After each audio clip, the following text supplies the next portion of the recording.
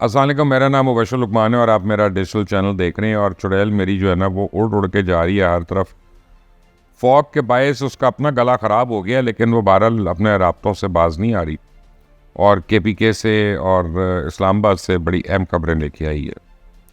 और ये खबरें हैं 10 दिन बाद की कि जो इस्लामाबाद के अंदर आमद है पाकिस्तान तहरीक इंसाफ की जो कॉल है, और जिसमें कहा गया है कि जनाब ये डू और डाई है, और ख़ुद चेयरमैन तहरीक इंसाफ इमरान खान ने यह कॉल दी है और अपनी बहन अलीमा खान को उसका हेड बनाया है। तो अब अलीमा खान के फेल होने का वक्त आ गया।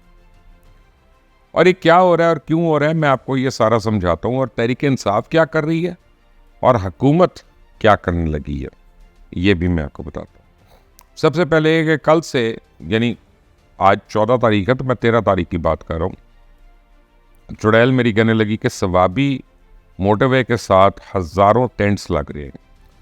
तकरीबन 5 से 6 हज़ार टेंट्स जो हैं वो तहरीक इंसाफ लगा रही है वहाँ पे, KPK की हुकूमत लगा रही है। मुझे ये नहीं पता वो टेंट जो है वो 2 आदमियों का एक टेंट है कि 20 आदमियों का है या 100 आदमियों का है, लेकिन को हज़ारों टेंट्स लग रहे हैं और उसमें सारे लोग ला ला के जमा करके वहाँ पे उनको रखा जा रहा है और 10 दिन उनकी खूब खातिर मदारात की जाएगी। और कल से वहाँ पे रोज़ एक किस्म का जलसा होगा, उनको गरमाया जाएगा, उनको गर्म किया जाएगा कि ये है वो है, कफन बांध लो, हम सब चलेंगे। और ये सारा कुछ मोटरवे के साथ साथ कर रहे हैं ताकि मोटरवे के ऊपर डिस्ट्रप्शन कर सकें। जब डिस्ट्रप्शन होती है तो फिर वो न्यूज़ होती है, जब वो न्यूज़ इतनी बड़ी हो तो फिर वो इंटरनेशनल न्यूज़ होती है। बेसिकली गेम प्लान ये है।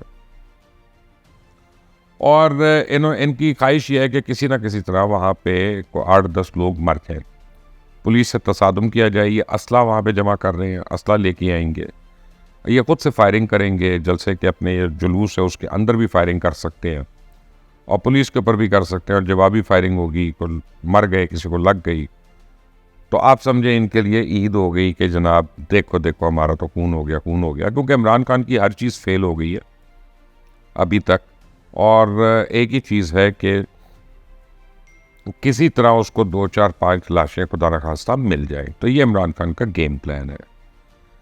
गवर्नमेंट क्या कर सकती है, मेरा ये ख्याल है कि 24 से 1-2 दिन पहले जो बहुत इम्पोर्टेंट बात है वो ये कि फैज़ हमीद को सज़ा हो जाएगी, और उससे एकदम से आप देखिएगा कि इनकी कमर कैसे टूटती है, या उसके मुतल्लिक उन्हें को खबर ज़रूर आएगी कि फैज़ हमीद का जो कोर्ट मार्शल है वो पाया तकमील तक पहुँच गया, या समथिंग लाइक दैट।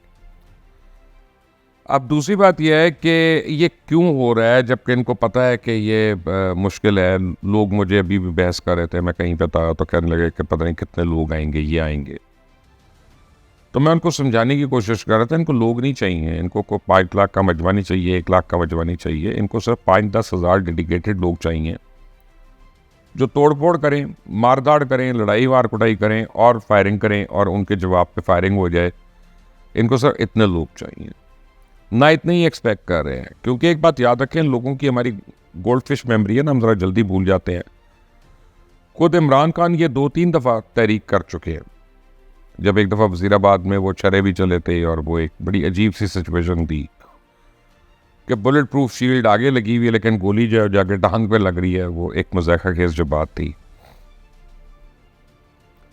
तो ये वो कर चुके हैं। और इमरान खान कितने लाख लोग निकाल सके थे जब खुद वो लीड कर रहे थे।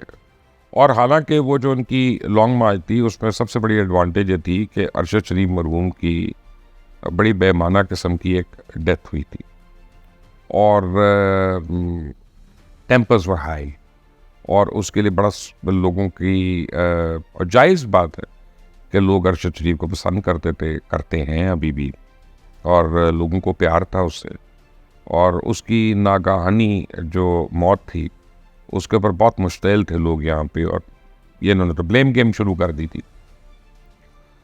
तो उस सारी मार्च को अरशद शरीफ शहीद के नाम पे किया गया ताकि ज़्यादा से ज़्यादा लोग उसमें आए और शिरकत करें।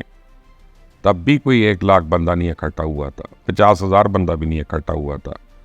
और ये वो चीज़ें जिसको खुद इमरान खान लीड कर रहे थे, और KPK से और हर जगह से उसके ऊपर टोलियाँ ला रहे थे और बंदे ला रहे थे। तो एक बात है कि इतने ज़्यादा लोग तो नहीं आने, तो एवरेज आप समझे 8 से 10 हज़ार या 5 हज़ार, 5 से 10 हज़ार या 12 हज़ार, हम चले 2 हज़ार 4 हज़ार पे तो बहस हो सकती है। इतने ही लोग होंगे और हुकूमत जो है अब इनसे बड़ी सख्ती से निपटेगी। को नेपा से तो सीखेंगे, सर भी पटेंगे, ये भी होगा। और अब जो केपी के गवर्नमेंट का एम्प्लॉय पकड़ा गया वो उसके लिए बड़ी मुश्किल है। उसको तो बहुत सख्ती से ताज़ीरात पाकिस्तान के तहत उसको सजा होगी, चाहे वो फायर ब्रिगेड का हमला हो, चाहे वो पुलिस का हो, चाहे वो असातिज़ा जिनको ये कह रहे हैं केपीके के स्कूल्स में जितने भी असातिज़ा उनको कह रहे हैं कि तुमने वहाँ पहुँचना है और तुम्हारे लिए कंपलसरी है और तुमने जुलूस के साथ आगे चलना है, तो उनकी फिर बाद में ये एक्सक्यूज़ नहीं होने की जी मैं तो ऑर्डर्स मान रहा था क्योंकि आप गैर कानूनी ऑर्डर्स नहीं मान सकते, चाहे आप खास तौर पे अगर आप सरकारी अफसर हैं। तो गवर्नमेंट इसके डांग छोटे के लिए पूरी तरह तैयार है। फ़र्क ये है कि इनका ख्याल है कि हम मोटरवे के ऊपर डांग छोटा करेंगे और फिर हम इधर उधर हो जाएंगे एज़ यूजुअल।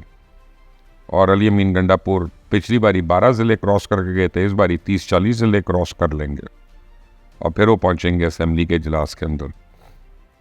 लेकिन बड़ा ऐन मुमकिन है कि इस बारी गवर्नमेंट जो है उनको वापस पहुंचने तक वो कंफर्ट जोन में ना रहने दे और गवर्नर्स रूल लगा दे एक दफ़ा केपीके में कि ये खास कम जहां पाक, इसको तो ठीक। यहाँ से मेरी कुछ लोगों से बात हो रही थी, तो जो तहरीक इंसाफ के पुराने लोग हैं, बहरहाल उनसे मेरा रब्ता रहता है, जो अंदर के लोग हैं और जो कुड़ते हैं, वो कहते हैं कि ये ख़त्म करा रहे हैं तहरीक इंसाफ को।